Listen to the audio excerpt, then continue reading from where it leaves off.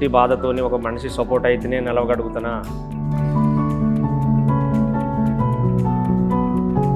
శరత్ బాబు సార్ని కలిసిన తర్వాత నేను నీకు ఆపరేషన్ చేస్తానని చెప్పిండు.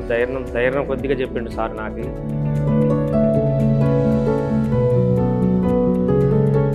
పక్కన కేసీఆర్కి ఆపరేషన్ చేసిరు, మంచిగా హ్యాపీగా తిరుగుతాడు బాబు, మీరు కూడా మంచిగా తిరగలుగుతారని చెప్పింది.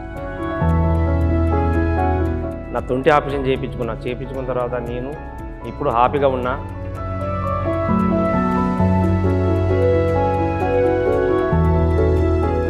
హలో సార్, నమస్కారం. నా పేరు గుగ్గులో తరసింగు. నేను ఖమ్మం జిల్లా.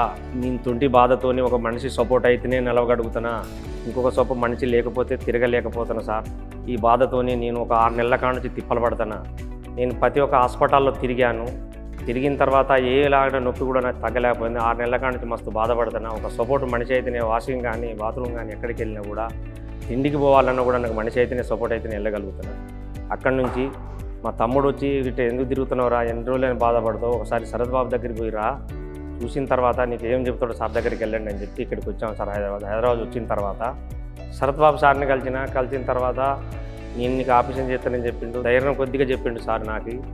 దాంతోనే నేను ఆపరేషన్, మరి సార్ నేను భయపడుతున్నా, నాకు ఆపరేషన్ అయిన తర్వాత నేను నడవగలిగిపోతున్నాను సారు అని చెప్పిన తర్వాత పక్కన కేసీఆర్కి ఆపరేషన్ చేసిరు, మంచిగా హ్యాపీగా తిరుగుతాడు బాబు, మీరు కూడా మంచిగా తిరగలుగుతారని చెప్పిన తర్వాత శరత్ బాబు సార్ని నమ్మి నా తొంటి ఆపరేషన్ చేయించుకున్న తర్వాత నేను ఇప్పుడు హ్యాపీగా ఉన్నా.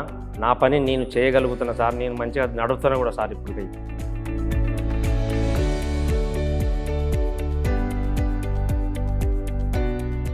అక్కడిక్కడ తిరిగి డబ్బు ఖర్చు చేసుకునే కాడికి హారాంగా వచ్చి సార్ని కలిసి ఆపరేషన్లు చేయించుకొని మంచిగా మన పనికి మనం చేయగలుగుతాం. ఎవరికైనా కానీ తొంటి ఆపరేషన్ చేయించుకుంటుంటే భయపడబాకండి. వచ్చి తొంటి ఆపరేషన్ చేయించుకొని నేనైతే చేయించుకున్నా సార్. ఇప్పటికైతే హ్యాపీగా ఉన్నా.